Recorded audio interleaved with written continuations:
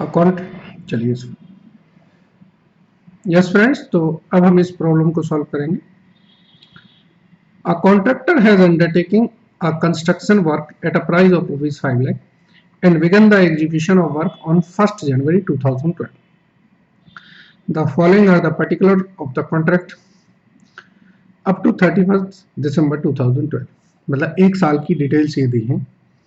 Machinery हमारी 30,000 की लगी है, मटेरियल इतने का, वेजेज इतना, डायरेक्ट एक्सपेंसेस इतना, अनसर्टिफाइड वर्क कितना है, आउटस्टैंडिंग वेजेज इतनी है, क्लोजिंग प्लांट मशीनरी हमारे पास 20-22 हज़ार की है, ओवरहेड्स इतना है, मटेरियल इतना रिटर्न हुआ, वर्क सर्टिफाइड इतना है, कैश रिसीव्ड इतना है, क्लोजिंग मटेरियल इतना है। It was decided that the profit made on contract in the year should be arrived by deducting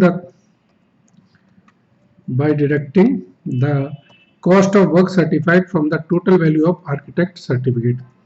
That 1/3 of the profit so arrived at should be regarded as provision against contingency, and that such provision should be increased by taking to the credit of profit and loss only such portion of 2/3 as the cash received to the work certified। ये जिन्होंने language लिखी है, twist किया है, इसको जरा ध्यान से पढ़ें, एंड से पढ़ें, आपको अपने आप समझ में आएगा। And such provision should be increasing by taking to the credit of profit and loss। ऐसा है, सपोज करो अगर आपका नोशनल प्रॉफिट 15,000 रुपए आया और 1/3 आपको रिजर्व रखना है, 2/3 P&L में रखना है, तो आप P&L में कितना रखोगे? 10,000 रुपए, और रिजर्व में रखोगे 5,000 रुपए। लेकिन अब मैं ये भी कहता हूं कि आपको 80% कैश रिसीव हुई है, तो फिर आप 10,000 का 80% करके 8,000 रुपए आप रिजर्व P&L में रखोगे। तो बेसिकली आपने उसको रिड्यूस कर दिया प्रॉफिट एंड लॉस को। तो और सेकंड पार्ट फिर जो 2,000 रुपए कम हुए वो ट्रांसफर हो गए आपके कहां पर? रिजर्व में ट्रांसफर हुए। मैंने इससे पहले एक क्वेश्चन कराया था, उसमें आपको ये चीज क्लियर हो जाएगी। देखिए नोशनल प्रॉफिट ये जो है, यहां मैंने इसको सर्किल लगाया है, ये 15,000 रुपए आया है। अगर मेरा 50% से ज्यादा कॉन्ट्रैक्ट कंप्लीट हो जाता है, ये वर्किंग नोट 2 में लिखा है, तो मुझे 2/3 पैसा ट्रांसफर करना चाहिए। तो 15,000 का 2/3 कितना होता है? 10,000 रुपए। तो मुझे P&L में 10,000 रुपए ट्रांसफर करने चाहिए, WIP रिजर्व में कितना आना चाहिए? 5,000। बट इन्होंने बोला है कि इस P&L में जो ट्रांसफर हुआ है इसको फर्दर रिड्यूस करो कैश रिसीव्ड से। तो ये जो वर्डिंग यहां पर लॉ में लिखी है उसको इन्होंने आपके क्वेश्चन में ही लिख दिया। अगर ये लिखा भी नहीं होता तब भी हम यही कॉन्सेप्ट लगाते। चलिए इसको कर देते हैं, सिंपल प्रॉब्लम है। तो जब क्वेश्चंस में ज्यादा चीजें दी हो तो डरने की जरूरत नहीं है।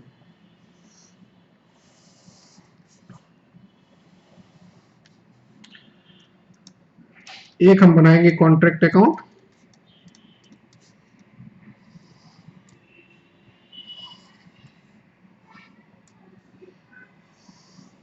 ठीक है। देखिए जो हमने चीजें कॉन्ट्रैक्ट में भेजी हैं वो हम डेबिट में लिख देते हैं। जैसे मशीनरी है 30,000, अब आप बुक ले लीजिए, बुक से फिगर्स को चेक कर लीजिए। मटेरियल है 1070698, वेजेस जो पेड की हमने वो कितनी है? वेजेस पे की हमने 1,48,750, और जो आउटस्टैंडिंग है उनको हम इसी में जोड़ देंगे 5,380। तो टोटल वेजेस आ जाएंगी मेरी 154,130। सैलरी का पता होगा, अगर आपको सैलरी पेड होती है फिर उसमें आउटस्टैंडिंग और ऐड हो जाती है। चलिए इसके बाद हमारे डायरेक्ट एक्सपेंसेस हैं कितने? 6,334। इसके बाद है, हम लोग लिखते हैं ना क्लोजिंग बैलेंस, नीचे की तरफ लिखते हैं।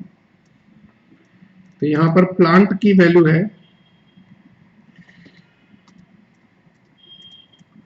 22,000 रुपए, और जो मटेरियल है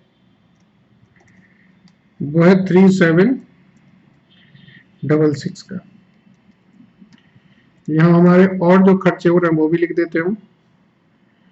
8252 का हमारे ओवरहेड्स के खर्चे हैं। अच्छा, मटेरियल जो रिटर्न किया हमने, कॉन्ट्रैक्ट से रिटर्न जो मटेरियल हुआ है वो क्रेडिट साइड में आ जाएगा। ये 1098 का है। ठीक है, आप देख लीजिए, अब सारी चीजें आ गई हैं। यहां पर हम लिखते हैं by work in progress account. यहां पर लिखते हैं हम लोग वर्क सर्टिफाइड। कितना है work certified? 3,90,000।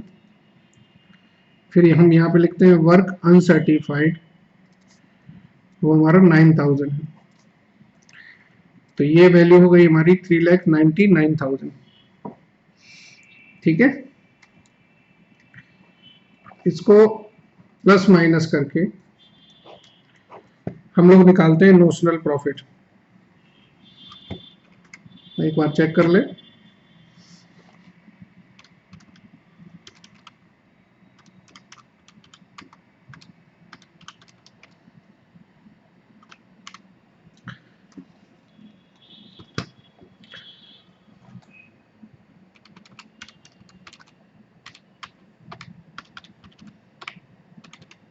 $3,99,000 plus 1098 plus 22,000 plus 3766, ये है 425,864।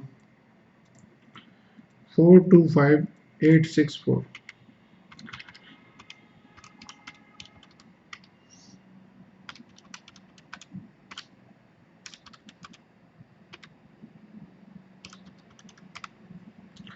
तो हमारा 56450 ये आया नोशनल प्रॉफिट।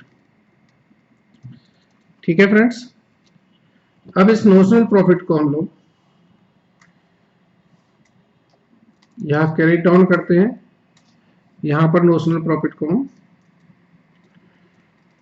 ब्रॉट डाउन करते हैं।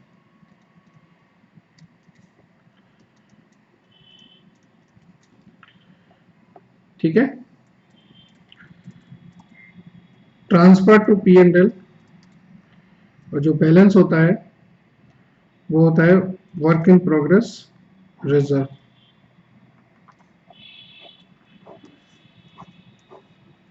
हर क्वेश्चन में हमें यही करना है। चलिए वर्किंग नोट बना लें। Transfer to P and L,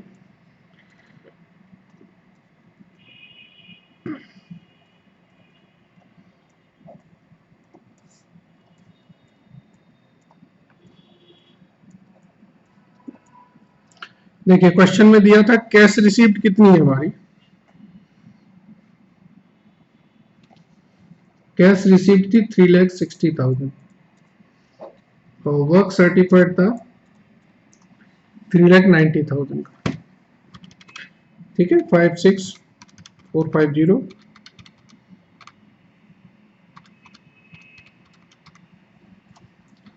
तो ये वैल्यू आई 34738। तो 34738 हमारा यहां आ जाएगा वर्किंग नोट 1 से। तो 21712 हमारा ये बैलेंस रहेगा।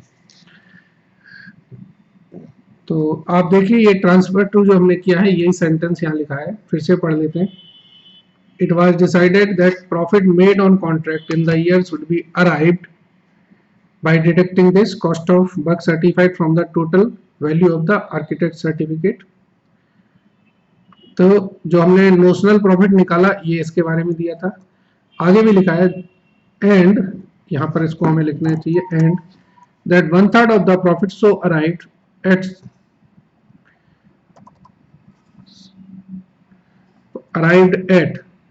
ये है, एक ही वर्ड है, should be regarded as provision against contingency। तो 1/3 contingency हो गया तो 2/3 प्रॉफिट और लॉस ट्रांसफर हो गया। And such provision should be increased by taking to the credit of profit and loss only such profit portion that of the 2/3 profit। जो 2/3 profit है उसमें हम कैश रिसीप्ट से रिड्यूस कर देंगे, तो ये कैलकुलेशन ऑटोमेटिकली रिड्यूस हो जाएगा प्रॉफिट।